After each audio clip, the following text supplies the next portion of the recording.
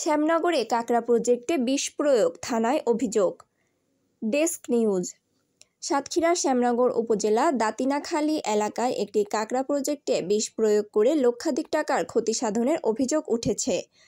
এ ঘটনায় প্রকল্পের মালিক গোলাম মোস্তফা সরদার শ্যামনগর থানায় লিখিত অভিযোগ দায়ের করেছেন।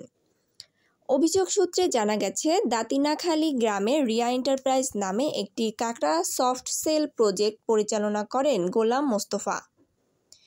গত 29 জুলাই রাত 9টা থেকে 30 জুলাই ভোর 2টার মধ্যে এই সময়ে কোনো এক প্রান্তে প্রতিবেশী রওশনারা ঝর্ণা তার ভাই আলমগীর হোসেন ঝান্টু ও মেয়ে সুমি পারভিন সহ অজ্ঞাত আরও 4-5 জন মিলে কাকড়া ঘিরে বিষ প্রয়োগ করে বলে অভিযোগে উল্লেখ করা হয়েছে।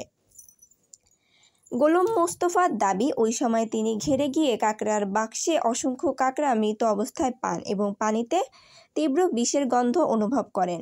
এতে প্রায় 6 লক্ষ টাকার ক্ষয়ক্ষতি হয়েছে বলে জানিয়েছেন তিনি। এ বিষয়ে স্থানীয় পথচারী আল আমিন মোড়ল ও আয়ুব আলী গাজী জানান, তারা সুন্দরবনে কাকড়া ধরতে যাওয়ার পথে রিয়া এন্টারপ্রাইজের প্রজেক্টের উত্তর পূর্ব কোণে রওশনারা ঝর্ণা, আলমগীর ঝন্টু ও সুমি পারভিনকে সন্দেহজনকভাবে দাঁড়িয়ে থাকতে দেখেন এবং তাদের মধ্যে ফিসফিস করে কথা বলতে শোনেন। অভিযোগে আরও উল্লেখ করা হয়, সম্প্রতি এলাকায় একটি ঘটনা অনুসন্ধানে গোলাম মোস্তফা সরদার ও স্থানীয় কয়েকজন রওশনারা ও তার ভাইয়ের বিরুদ্ধে মুখ খোলেন। এরপর থেকে অভিযুক্তরা ক্ষিপ্ত হয়ে দেখে নেওয়ার হুমকি দিয়ে আসছিল। গোলাম মোস্তফা আশঙ্কা প্রকাশ করে বলেন, এই আক্রোশ থেকেই তারা আমার প্রজেক্টে বিষ প্রয়োগ করে কাকড়া মেলে ফেলেছে। এমনকি ভবিষ্যতে আমার মুরগির ফার্মেও বিষ প্রয়োগ করে ক্ষতি সাধনের চেষ্টা করতে পারে। তিনি এ বিষয়ে দ্রুত প্রশাসনের কার্যকর হস্তক্ষেপ দাবি করছেন। শ্যামনগর থানার ভারপ্রাপ্ত কর্মকর্তা ওসি মোহাম্মদ হুমায়ুন কবির মোল্লা ঘটনার বিষয়ে বলেন, অভিযোগ পেয়েছি, তদন্ত সাপেক্ষে প্রয়োজনীয় আইনানুগ ব্যবস্থা নেওয়া হবে। স্থানীয়দের মতে, কাকড়া চাষ এই অঞ্চলে একটি লাভজনক খাত হলেও এমন ঘটনা খামারিদের মধ্যে উদ্বেগ তৈরি করছে। আইন শৃঙ্খলা রক্ষাকারী বাহিনীর সময়োপযোগী পদক্ষেপই কেবল এই উদ্বেগ দূর করতে পারে। এগুলো তো আমি নিন্দা জানি। এই ধরনের কাজ যারা করেছে তাদের প্রতি আমি খুব নিন্দা জানি। এগুলো তো ভালো কাজ না। মোস্তফা আমার কাছে ফোন করে বা শহীদুল মোড়ল ফোন করে সকালে যে মোস্তফার পয়েন্টে বিষ দিয়েছে, সেটা চেয়ারম্যান সাহেবের সাথে আমি শেয়ার করি এবং আমার গ্রাম পুলিশ আসে।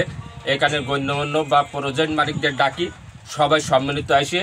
সেখানে এসে দেখলাম যে হাট কাঁকড়া বা যে সফটেল যে নরম যে কাঁকড়া, ওইগুলো সব মরে যাচ্ছে বা এবং তার এই পয়েন্টে সাদা মাছ বা চিংড়ি মাছ এগুলো সব মারা যাচ্ছে। আমি এগুলো স্বয়ং এসে তদন্ত করে দেখেছি এবং কে করেছে কি বৃত্তান্ত এটা আমরা তদন্তবিহীন সেটা বাস্তবায়নে, আর যে করেছে ক্ষতিটা করেছে এই ক্ষতিটাকে আমি নিন্দাবোধ জানাচ্ছি এবং এইভাবে মানুষের ক্ষতি করা ঠিক না।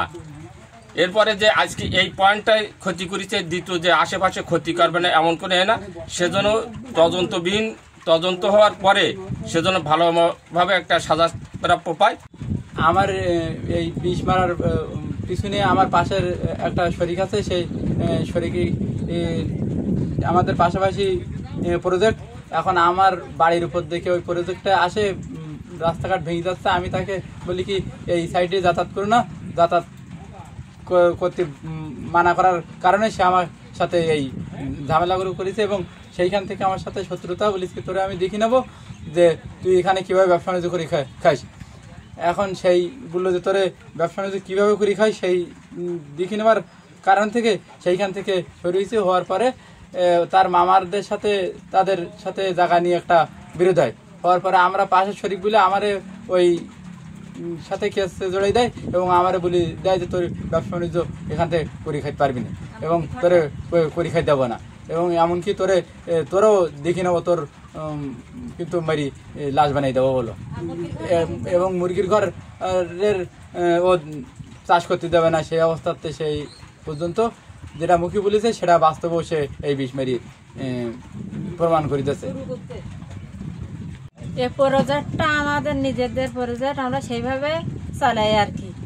এমন এই পাড়ায় এই পাশের একজনের সাথে একটু ঝামেলা রয়েছে, এমন সেইটি আমাদের বলে যে ভুলে গিয়ে তোদের দেখে নেবো, এই করবো। তাদের সাথে আমাদের একটু ইয়ে আছে, গন্ডগোল আছে।